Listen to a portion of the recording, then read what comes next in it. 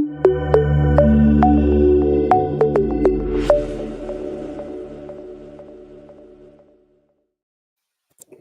everybody, thank you for joining us and welcome to our latest Nesta Talks 2, our conversational event series with today's most exciting thinkers on the big topics related to our missions and innovation methods.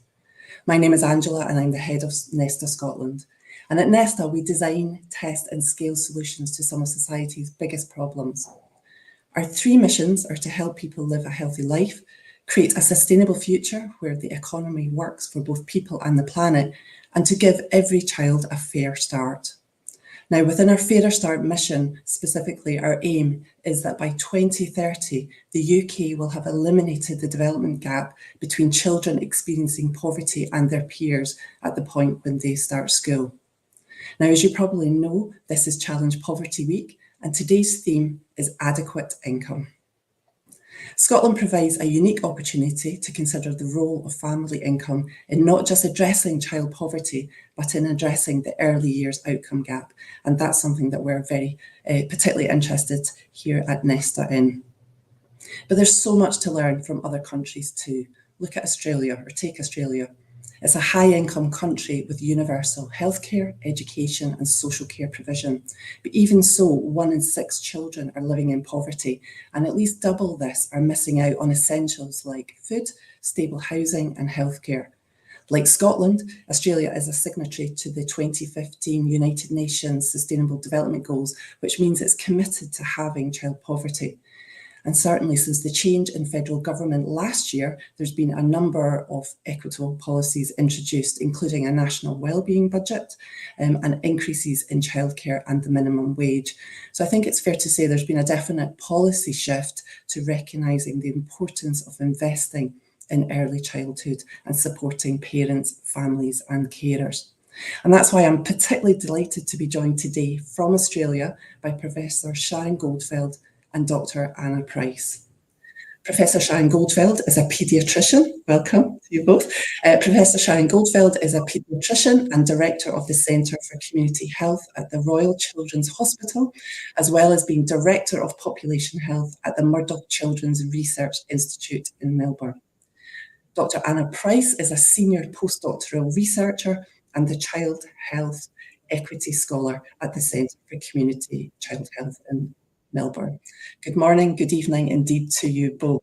Now, before we start and jump in, I've got a couple of things that I just want to cover off. So before we start, I would like to invite everybody who's joining us today to join in the conversation in the comments box on the right-hand side of your screen. Ask any questions and we'll do our utmost to get to those during the course of the conversation today. And closed captions can be accessed via the LinkedIn live stream.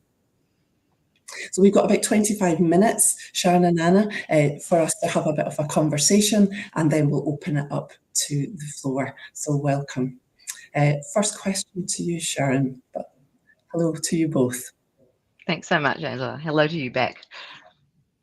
Sharon, can you tell us why, or is indeed early childhood important in determining life success?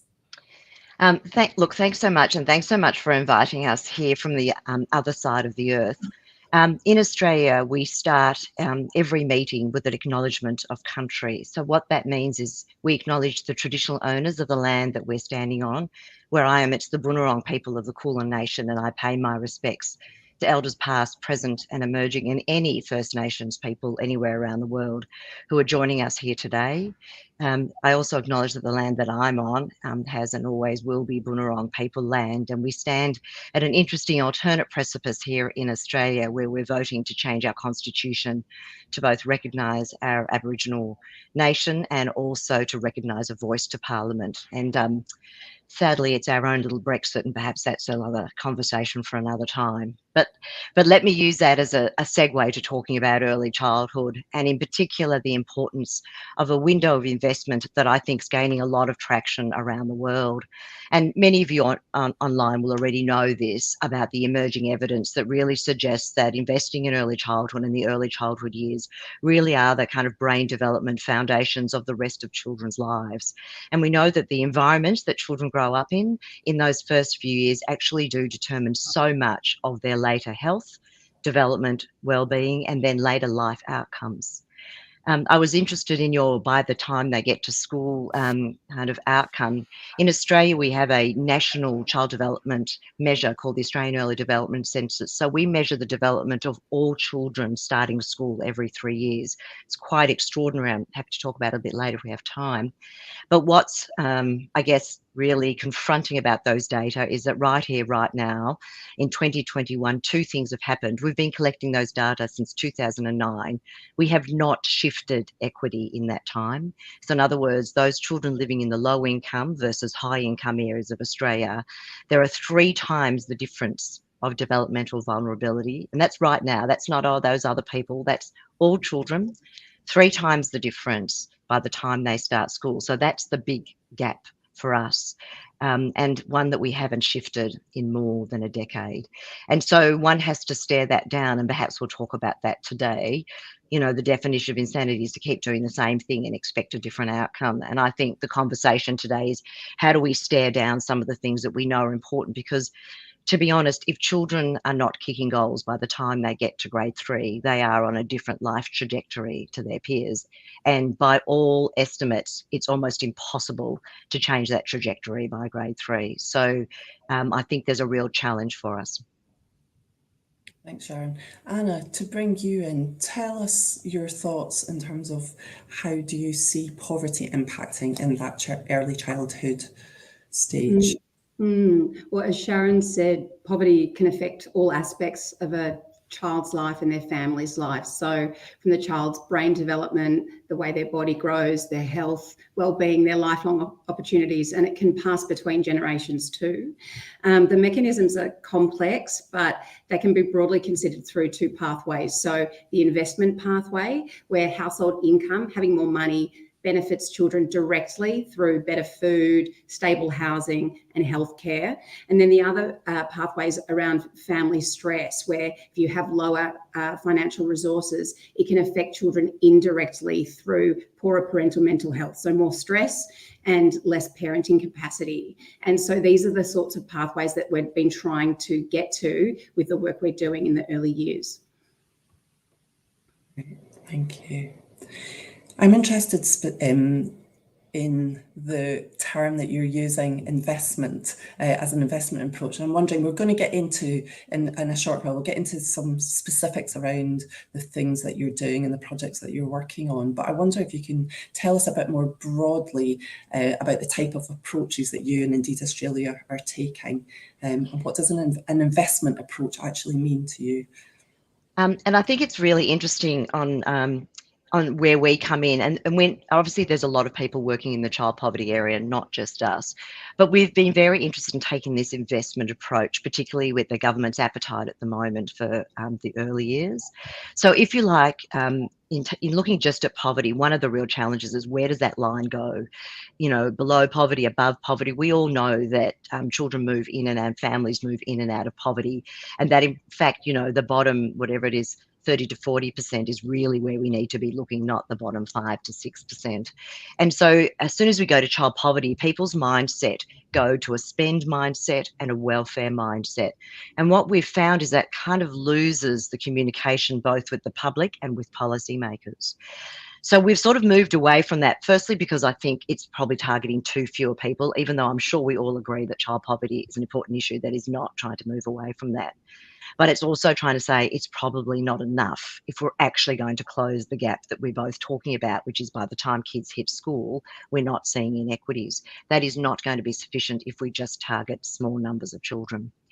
And so we've been talking about this idea of investing. We want to invest in children at a time when that investment is likely to have the greatest return on investment. And that fits into a whole human capital agenda and a whole human capital narrative, away from a welfare sort of paternalistic handout kind of narrative, toward a narrative that says our kind of commitment as a country and as a community is to invest in children in order that they, number one, have a great childhood, but number two, then can grow up into adults that will then have a great contribution to society. And that's quite a different narrative. And we've found that narrative getting more traction than the welfare narrative. But they're good complements, and it's good that we're I'm a developmental paediatrician and a public health researcher, and Anna's a psychologist and a public health researcher. So we bring a different lens to it, even though we're very closely working with economists, etc. So I think it's a different and I think complementary narrative to the child poverty narrative. And what we're finding is it sort of seems to work. Where would you say you are in your journey in terms of shifting that narrative, though? You're saying it's gaining traction. I'm just interested in terms of where your reflections of where you are in that journey, because it's a big thing to shift the narrative, isn't it? It really is. And I have to say that money is still a big issue in Australia, like it is everywhere. But a couple of things happened during COVID that kind of just created that kind of enough rupture in what we normally do to start getting, as you can imagine, just get your foot in the crack and start widening it. So during COVID, our government, which was a Conservative government at the time, gave a huge number of families about $26,000 Australian, so that's what, about £30,000. Sorry, £13,000. Wish it was £30,000. In order to sort of keep their jobs. So people kind of losing their jobs. So that was kind of like pretty much mind-blowing that people were just being given money. And what it did was open this door about how easy it is to sort of just shift the poverty level by, goodness, you just give people more money. The other thing is, and Anna led this work, we kind of were looking at how families were doing during COVID. And what we found was that it wasn't the small percentage of families who were doing it tough. It was about 66% of families who were both not making ends meet or just making ends meet. And so suddenly the narrative isn't about 13% of the population, it's about 60% of the population. And that's been incredibly stable through COVID. And we think it's probably a pre-COVID phenomenon that we just weren't measuring.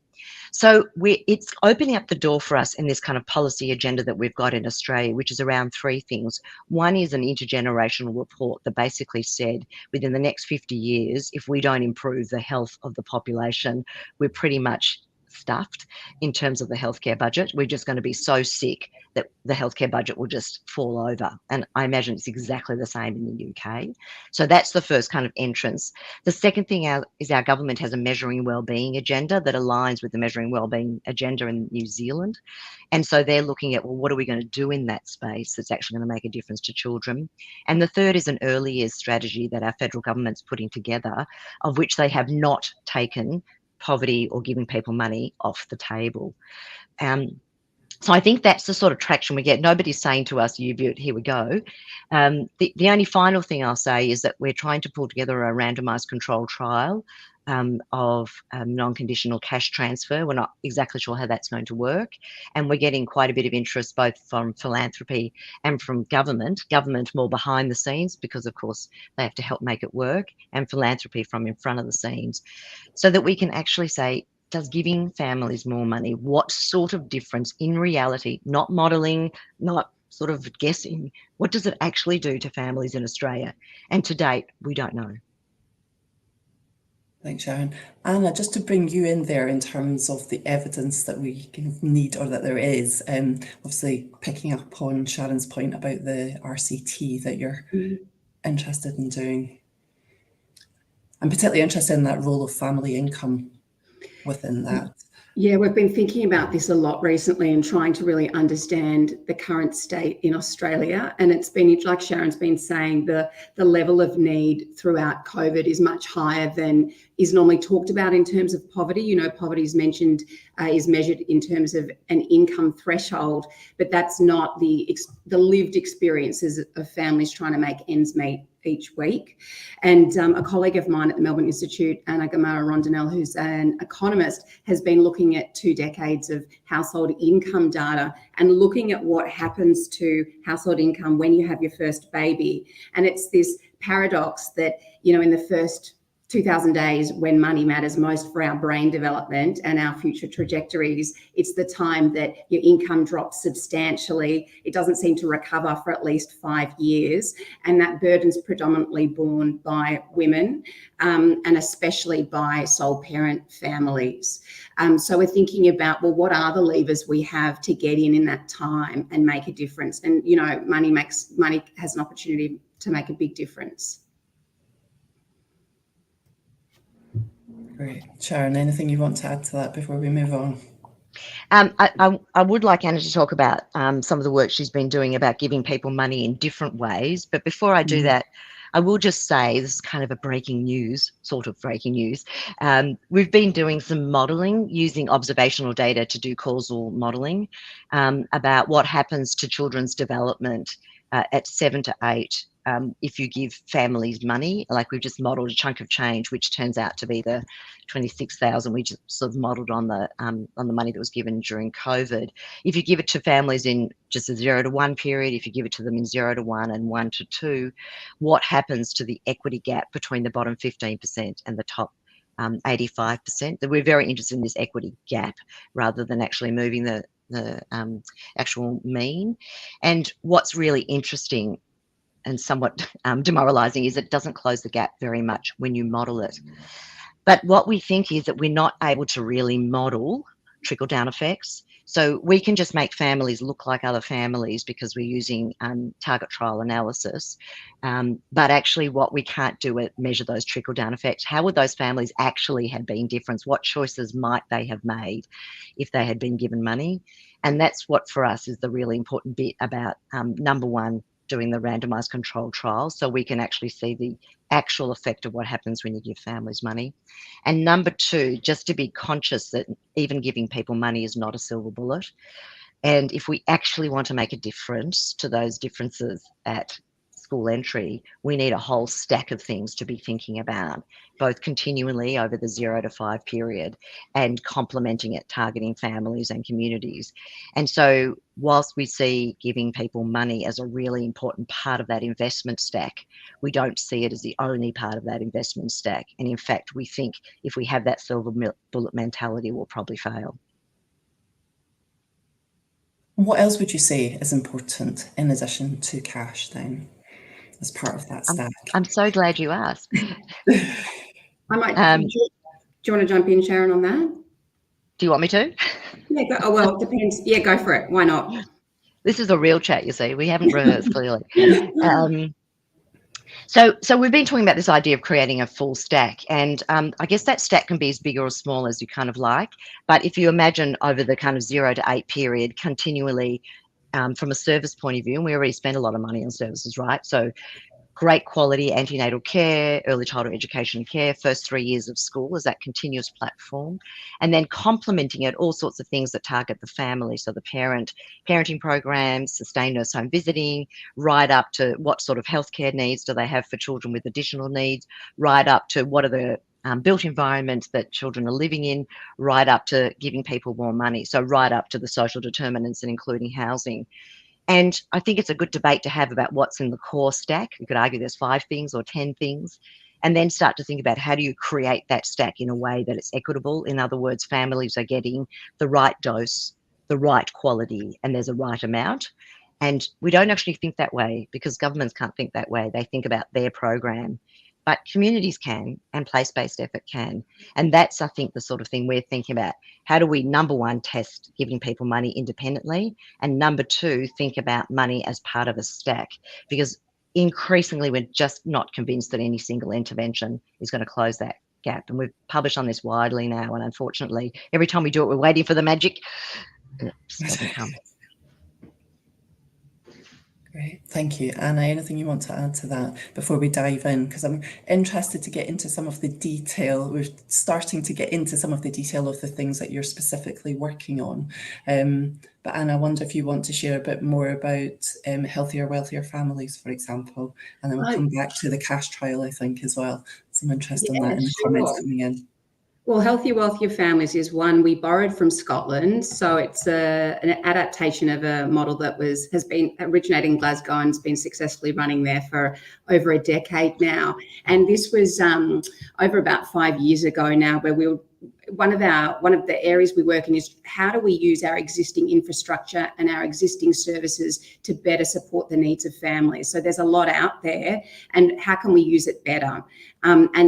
We liked Healthier, Wealthier Families because it's about using universal healthcare services that are meant to be available to all families in the early years to start systematically asking about money and financial hardship, and then referring clients in need to financial wellbeing services that also happen to be available in the community free of charge for families.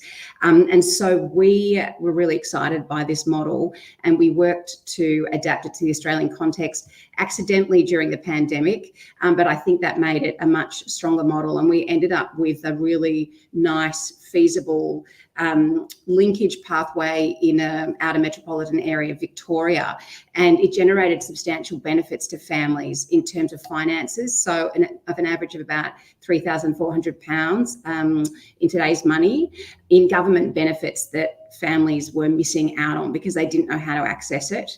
And in interviews, the caregivers told us that it reduced their stress, it improved their financial knowledge, it empowered them, and it improved their well-being. So we're now seeking to fund the model so we can deliver the benefits to more families and evaluate it at scale. Fantastic.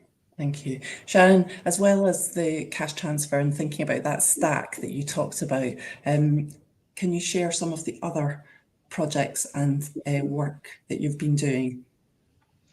I think it's worth saying the cash trial will be really interesting. And you can see the narrative we've started to build, Angela. You've got the Healthier, Wealthier Families, which is making sure families get the money they actually are entitled to. And that in Australia, it's very important because it's often non-English speaking families and young families that are missing out on the money they're entitled to.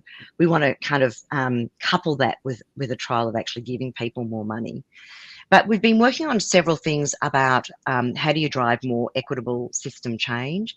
So I mentioned before that we have as part of our initial stack sustained nurse home visiting. So you can see we're starting to get into these parenting aspects. So the sustained nurse home visiting trial we did, which was Right at Home, which Anna led with me, and actually a version of it which is called Mesh is in the UK, is actually targeting families. It's a prevention model about families being and parents being the parents they want to be, targeting risk factors in the antenatal period, some of which are economic, some of which are mental health, some of which are social, and then targeting those families and offering them 2 years of home visits, but only about 24 home visits. Angela, in my line of work, so I'm a public health researcher, I do a lot of randomised control trials at a population level.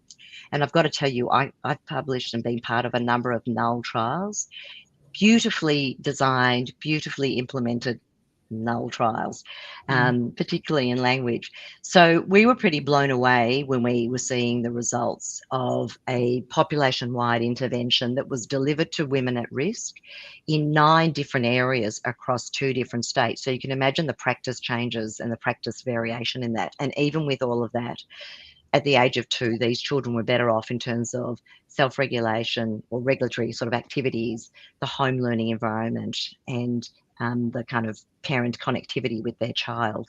So that was pretty mind-blowing, and we follow those kids up now to 6, and we're still seeing impacts 4 years later. So I think, you know, these are the sorts of things where it's not just one RCT is like, so that's one RCT, so great, let's build that as part of the stack. You know, we know there's a good evidence base for parenting programs. I'll stop talking because I'll keep talking for ages, but we are thinking very seriously about what are the data needs you need as well to drive that system change. So if you can see, we're trying to build out the whole system change, machinery, the trials you need to do, the better utilisation of the existing system, and then putting data into the hands of the frontline providers to actually drive system change. And all of that, and all of it is designed to address inequity. Great.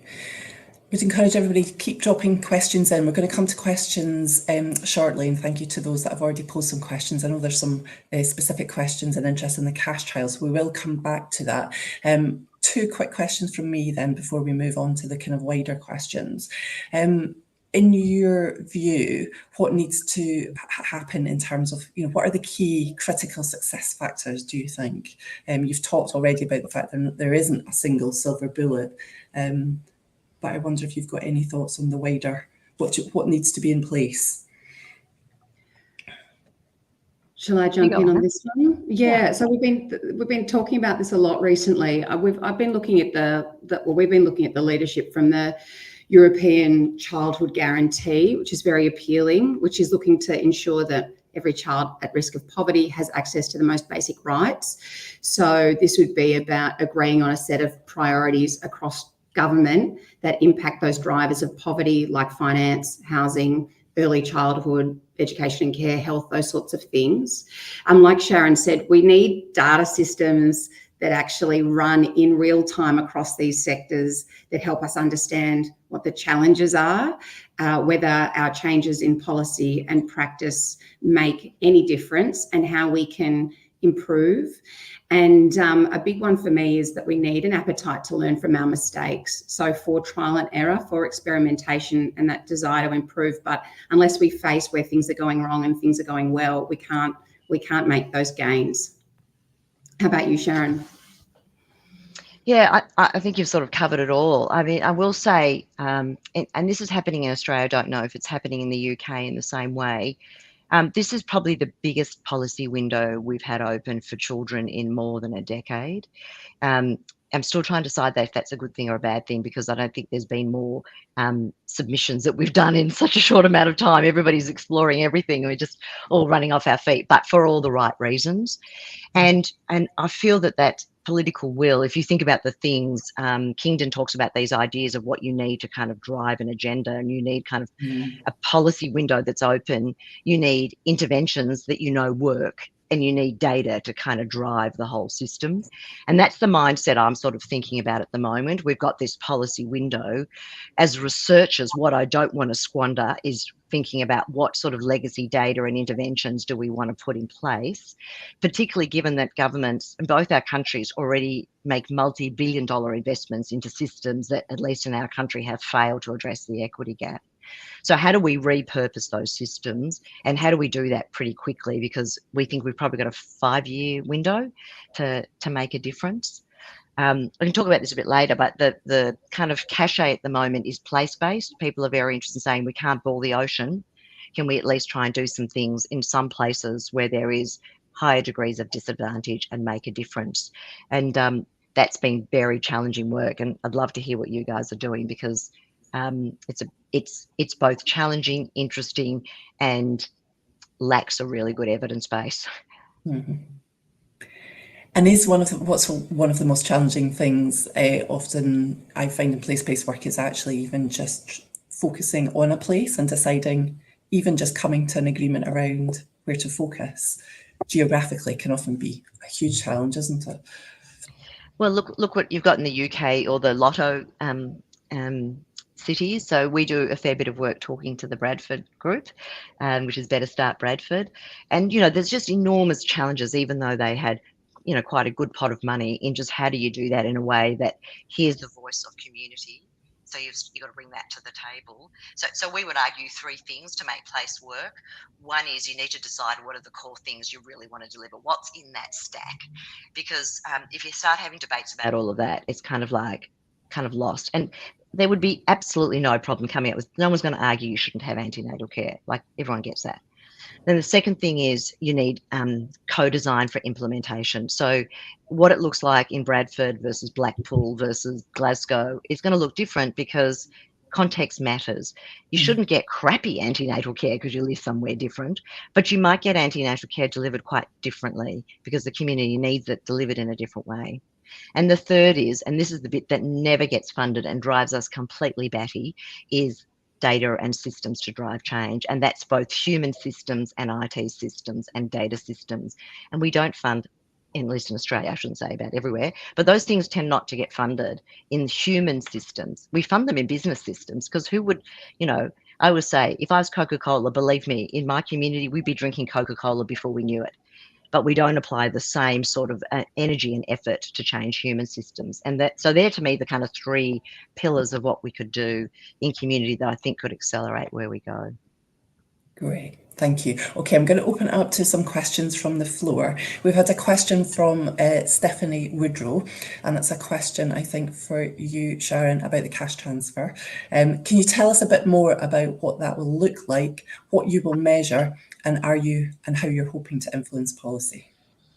Yeah, so it's a really good question, and I have to say some of the things are a little bit unanswered. It turns out it's really expensive running cash transfer trials. So we're just kind of starting on that journey, but we've got a few things that make it really, let's say, affordable.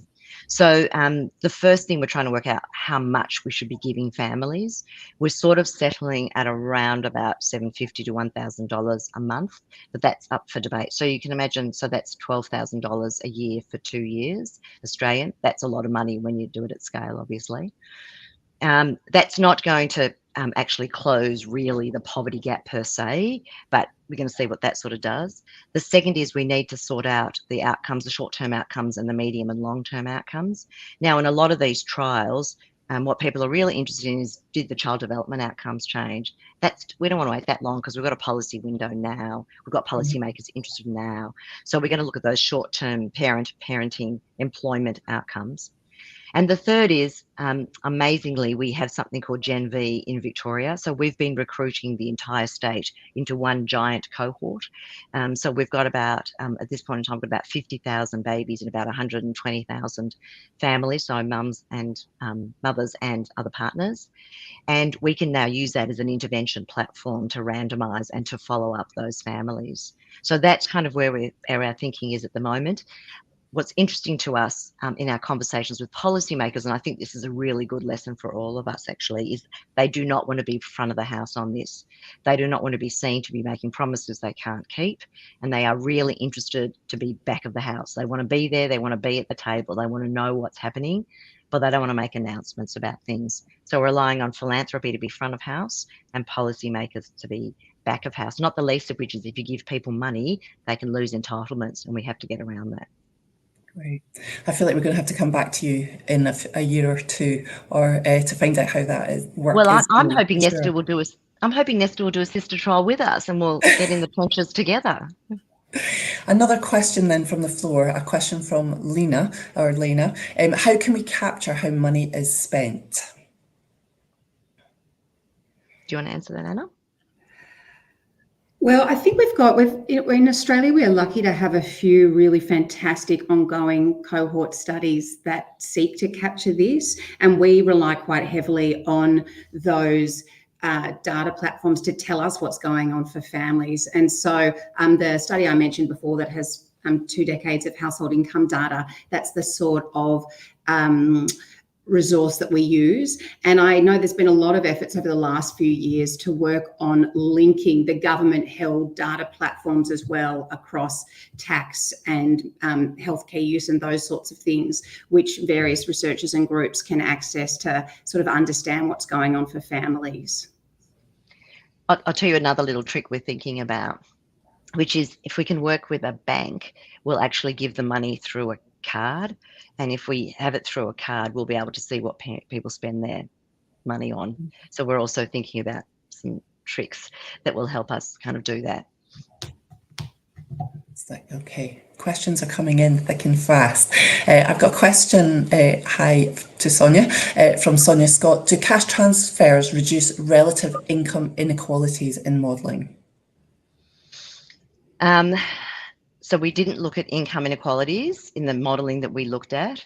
We looked at outcome inequalities. So child development outcome inequalities and parent mental health inequalities. And the answer to that is yes, but not as much as you think. Sort of relative reductions of around about 10 to 12%, absolute reductions of sort of 2 to 3%. So not as much as you think. And that's the inequality in outcome. And that's kind of what we're trying to show that can you show that giving money reduces outcomes as opposed to income inequality? We didn't look at that. But I guess it makes sense. If you give people money, you decrease income inequality.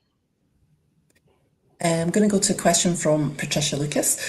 What is the difference that you think money makes? And I think she's saying she's particularly interested in the difference between the direct impact on resources that you can buy today and something more indirect from a sense of financial stability. And what does that then mean for how you might implement giving cash to families? This is this is the question, isn't it? And this is why we want to do a trial, because what are all those complex impacts of more money, both direct and indirect? And you should come on and help design the trial with us. It would help us, figure out which are the measures that matter most to families, and what are the things that they're going to spend their money on, and what are the things the money's going to change for them. I don't know what it's like in the UK, but in Australia we had something called the baby bonus, which was when your babies were born. It was over a decade ago now. They kind of gave a $5,000 one-off payment. Unfortunately, they didn't do it as a randomised control trial. No one's ever quite worked out what its impact was. But what it did was generate this enormous backlash in terms of people sort of saying all those poor people were just spending it on televisions and going out and spending it on alcohol. And I know when we've looked at the trials that you've looked at as well, that's just not the case when you can actually look at it. So I think it's really interesting. That's why we've also pivoted to the investment strategy, which is not about handouts for the poor, which is kind of this kind of paternalism that we end up seeing in our society. But actually we're investing as a society in our children, and that's a much better narrative to take to policymakers. Yeah, and actually speaks to your point earlier about the importance of shifting that narrative, absolutely, doesn't it? I'm going to go to a question from Samuel Lee, which is, I'd love to know the panel's opinion on the role of the private market in developing solutions to the childcare crisis. Oh my goodness. Wow. Okay, well, Samuel, I'm going to go out of my swim lane for a bit here. So, apologies. I will tell you what's very interesting in childcare in Australia. So childcare is a mixed market, predominantly private market. It has not solved the childcare crisis. And in fact, it has probably created the childcare crisis. In Australia, we have incredible inequitable uptake of childcare, inequitable availability of quality childcare. We have prices that we're struggling to cap, even if the government is trying to actually give families more of a concession. So there's just all sorts of challenges in the privatisation of childcare. So if you want to have a look at a case study of what happens when you privatise childcare, understand what's happening in Australia and the challenges there are in creating an equitable childcare system. We are one of the most expensive childcare systems in the world in terms of out-of-pocket expenses. But I can't do any more than that because I'm not probably, then I'll swim way out of my swim lane. Thank you. Okay, I'm going to move on to a question from Ed Pybus, back to cash payment. Any thoughts on means tested versus universal unconditional cash payments?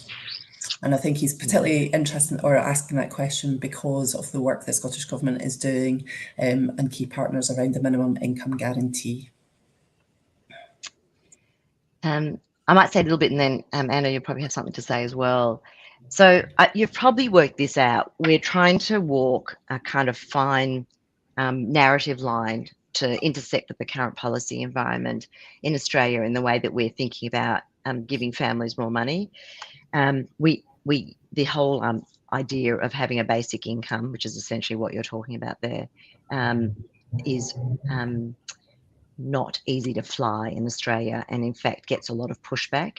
And so we've been walking this fine line of not doing that.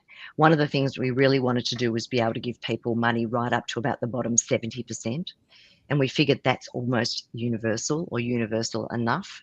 We can deal with that through the narrative. We're struggling to deal with that with the amount of money we need to do that in an actual trial. But that's what we'd like to see. That's our way of trying to cross over into a universal benefit to see whether or not and how that actually translates across different population groups. But we know other countries do have a universal benefit, and that it actually equalises communities in all sorts of ways that I don't think we think about when we think about money as a cash handout. And we can see the evidence of the policy levers with giving money in Australia now. So the modelling we've been doing, looking at what the current family benefits do, shows that they reduce poverty substantially. You know, they almost halve the levels that would otherwise have been in those first years of life when you're just having a baby. But they bring it back to this pretty steady level of about 1 in 6 kids that we seem to be satisfied with, which is higher than the adult levels of poverty. So we're happy with the kids living in more poverty than our grown-ups. And then in COVID, you know, we had this incredible precedent where we got this basic income and childhood poverty dropped from about 19% in one quarter to about 14% the next quarter. And because it was too short term, we can't see the long-term impacts of that. But modelling by the Australian Council of Social Services and University of New South Wales shows that that could have been more effective if it was tailored better. So they're the sorts of things we're thinking about, you know, where would it make the best impact? And we're saying, you know, the early years where the opportunity for investment and return on investment is greatest.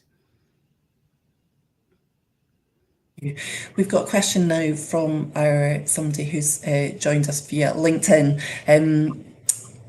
What would it look like to apply a rights-based lens to this early years agenda? And I think, you know, we're very interested in that here in Scotland, particularly because we're in the process of embedding the UN Convention on the Rights of the Child.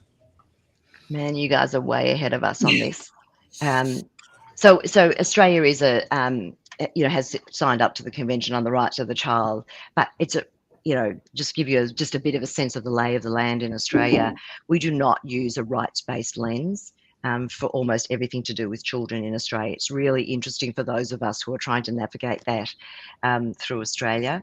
But I think one of the big issues about the rights of the child is the rights of the child to not live in poverty, of course, is one of the rights of the child, but it's also the access to education, healthcare, all the things that are in that stack, but not just the rights to it, but the equitable rights to those sorts of things.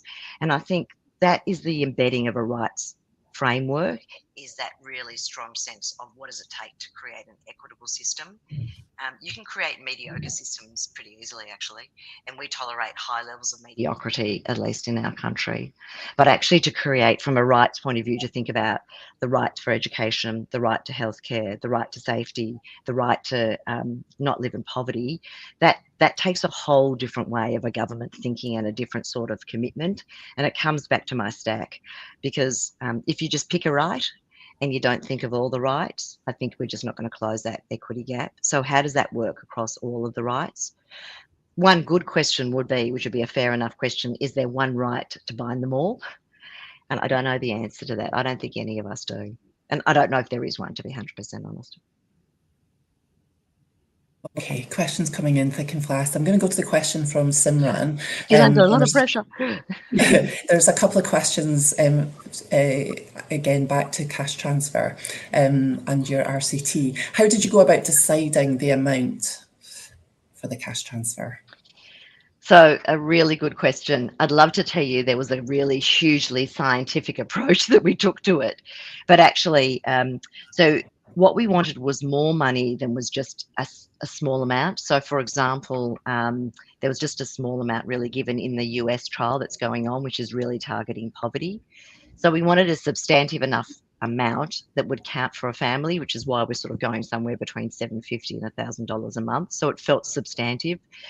And we needed to run the line of it's enough that would make a difference and not so much that nobody would fund it or no government would actually fund it. So that's kind of the line we're drawing. We're talking to our funder about the potential of a larger child that would allow us to trial different amounts. I mean, it's a really good question, right? Is there a threshold? In the modelling we did, what was really fascinating is more money made a tiny bit of difference, but not a whopping bit of difference. When we looked at more money, and nor did it made a difference to all families right up to a family threshold of 100,000 Australians. What's that? 50,000 UK. So we looked at people below 50,000 Australians, so 25,000, right up to 50,000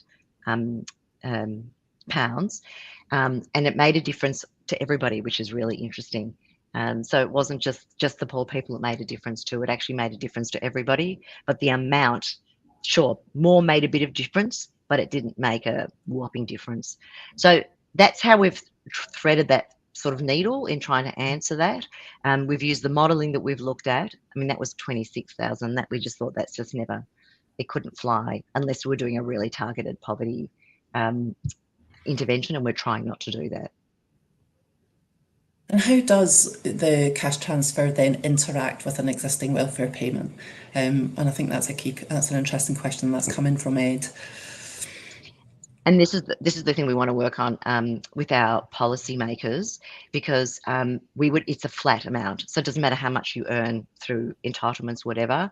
If your income was below to be debated, whether it's the bottom 70% or the bottom 50% or 30%, that's still being debated. No matter what, whether you're on welfare of one sort or another, or other income, everybody gets the same amount.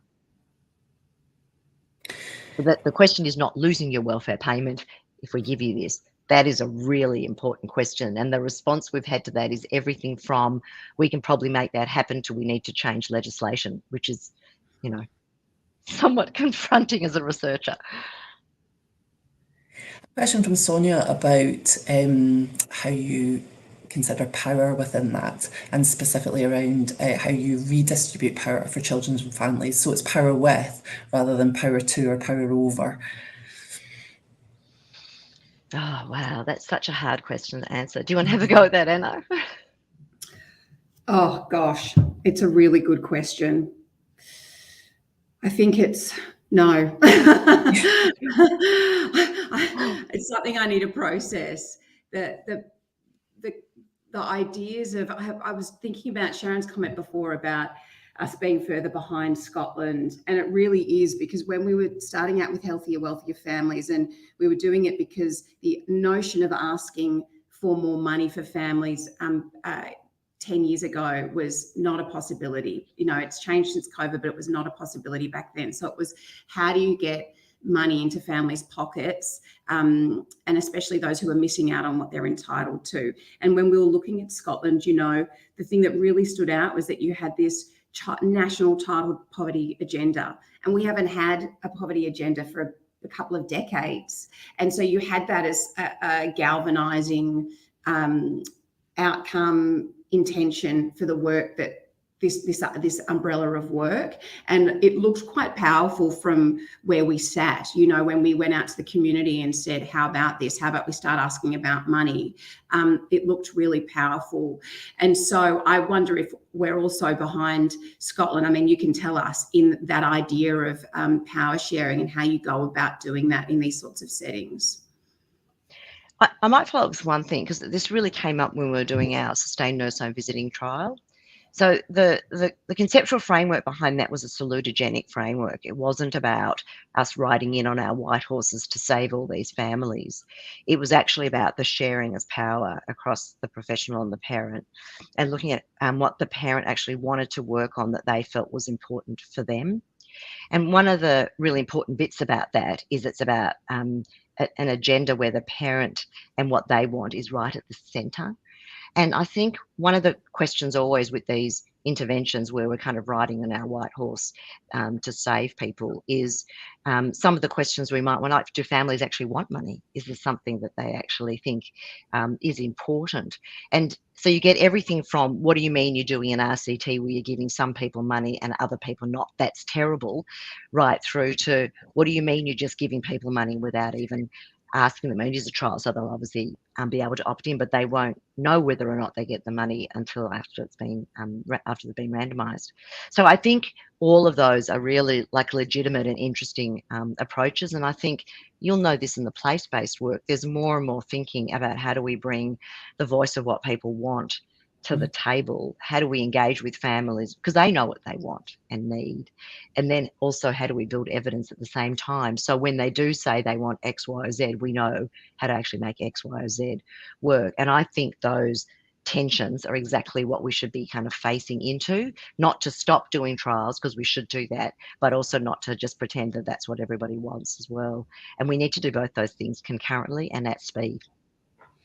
Right. Yeah, it's a big question. Feels like we could talk about that specific issue for quite a while, but I'm going to try and squeeze another couple of questions in. We've had one from Lisa Sutherland, which is a good question around how do you go from an RCT to scaling up interventions with all of the implementation differences and resources at all the various different levels and scales. Anna, do you want to talk about right at home? Sometimes we need alcohol when we talk about right at home. It is evening here, so we're allowed to drink. It's after 5. Well, I was thinking about, right at home is based around the core of the right at home nurse home visiting model that we developed for our universal child and family health service. The core of it is the MESH model, which is led by Lynn Kemp at Western Sydney University. And she has developed this really detailed fidelity monitoring of any program that she delivers with a community, where she looks at what's being delivered to families and feeds back to practitioners in the hope that they are able to deliver the intervention as designed. And she has this model that now she's been able to develop with multiple different communities across many, many countries. And it's been adapted. I mean, it was developed in Victoria and Tasmania in Australia, but it's been adapted to sites in Queensland and sites to the Northern Territory here. And all those communities have different needs. So I think there's that model of, there's an example of a successful model going out, but against that, we're faced with many of the examples we've had where scaling has been very, very challenging. And so, Sharon, that's for you to have a go at. Yeah. So we've had some amazing success. So for example, that child development measure that I spoke to you about.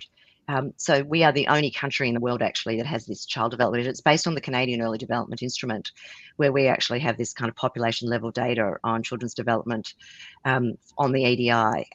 And that was a point in time. So you've got all these things that happen, aren't they, when they scale? Like there just happens to be a politician's or a policy window that goes, hey, we needed that measure. Great, let's just do it across the whole country, which be careful what you wish for, by the way, when you have to scale something across the whole country within a year. But the other thing is about scaling is, and I've been impressed with the Routes to Scaling, which is a framework. And I was just trying to think about, can I Google while I'm actually on here? But it's a UK organisation that's come up with this Routes to Scale. And it's very nice because it talks about all the building blocks you need for scaling. The biggest thing that I think you need for scaling is to think of scaling from the get-go. So if you're thinking sequentially about scaling, you probably won't get there. So it's really, where do you want this thing to go right from the beginning? When you think about innovation and design, they don't go, oh, we're only going to do this for 40 people. They actually go, we want everybody to have this, and then they course correct. And I'll just talk about research for a moment. Research is not designed for course correction. It's designed for prototypes that kind of stop at prototype phase.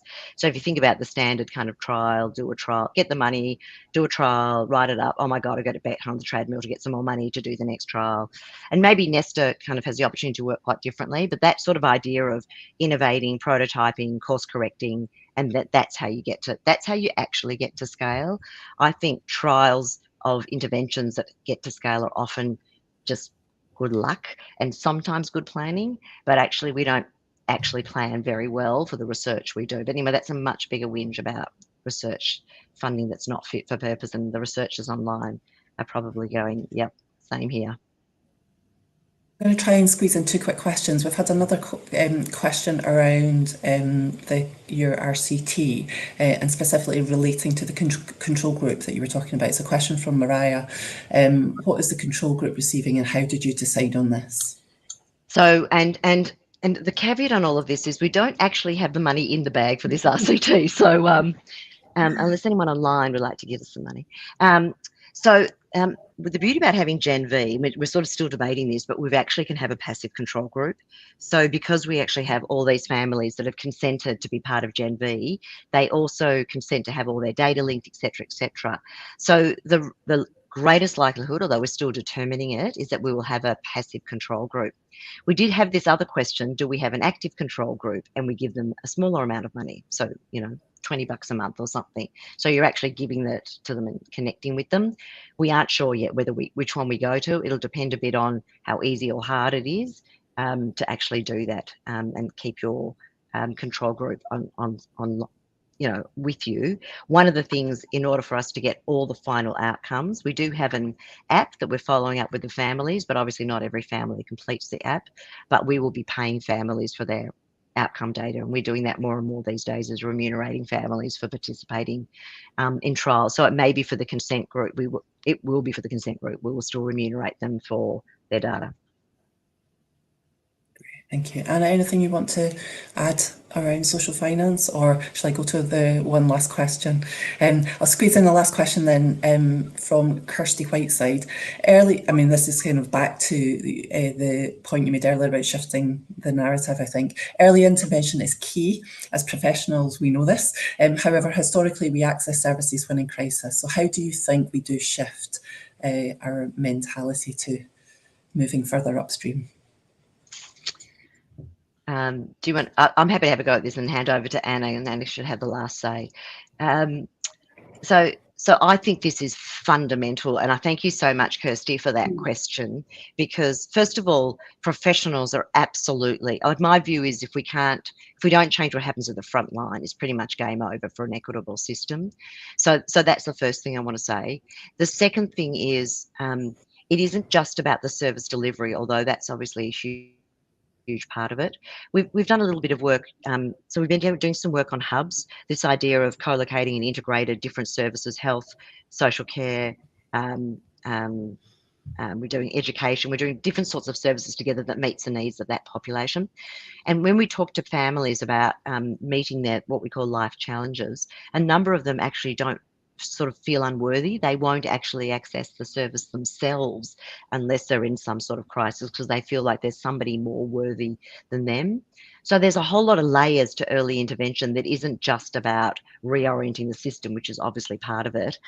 Front-ending the system. We don't front-end. So we pay, for example, in Australia, we spend more per capita in the last 10 years of life, not in the first 10 years of life. So we don't front-end our system.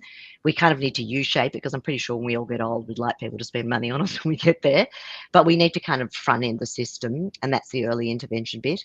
But the other is there's a lot of work in what an early intervention, universal, equitable early intervention system really looks like. And it goes back to my thing of, what are the core things we need to deliver? What are the kind of co-designed kind of elements, and what are the data and systems we need to be able to do it? And that's kind of my view of what an early intervention system for children will actually look like. And that's, I think, a city that can get their head around that. If you don't say, here's the 250 things you could do, but here are maybe the 10 things you could do. Anna, over to you. Yeah, well, much the same. It's how do you work with the policymakers to start prioritising early childhood and the core conditions that families need to help their children thrive. And then at the practitioner level and the family level, what can you do within the existing services or out in communities to meet the needs that family have this week, next week. And the work that we're trying to do, I guess, with these universal services, at least from my perspective, is to start using these incredible platforms to better address those social, cultural determinants of health. We've got these really fabulous health platforms in Australia, but the things driving health are outside that sector. So how do you use what we've got to start paying attention to those things? Because we can do it. Great. Oh, we're running out of time. Kat Runnels has asked, can you share a link to your search so that we can read it in full? So I think we will try and do that and follow up with event notes. But would you point anybody to anywhere particular if they have got any? Yeah, the Centre's website. So the Centre for Community Child Health, we're actually just spinning up a new micro website. So that's got a lot of the resources that we do, everything from the service delivery work we do, the core conditions work, the trials. We've done a lot in COVID as well. We run a lot of webinars that are already recorded that might be also of interest to people. Great. And just one final question, I guess, is there for us, what can we learn? Is there one thing you want to leave us with from today? Well, no doubt we would learn much from you, to be honest. So I'm not sure what you're learning from us, but I do think, and I've been thinking about this a lot, this kind of dedication and discipline to thinking about stacking is kind of where most of our work's going now, and moving away from silver bullet kind of solutions. Right. That's the big thing, I think, is we've got to go stacking and away from silver bullets. Great, thank you. I'm sorry, we are actually running out of time, which is a real shame. We've had a fantastic conversation, hopefully the first of many. Thank you both, Sharon and Anna, for joining us this evening. Thank you to everybody and everybody out there who has joined us as well. Hope you've enjoyed our conversation today. Before we close, can I ask you to fill in a short survey to help us keep improving our events, and that link will be shared in the chat, and it's also available in the events description as well. And as a thank you, we will enter your name into a draw for a survey for a £50 bookshop voucher. And if you haven't already, please do sign up for our newsletter to hear more about our future events as well. And I think the final thing is just to say thank you very much. Good evening to you both, and goodbye to everybody else. Thanks so much. Thanks, Sharon and Anna. See everybody.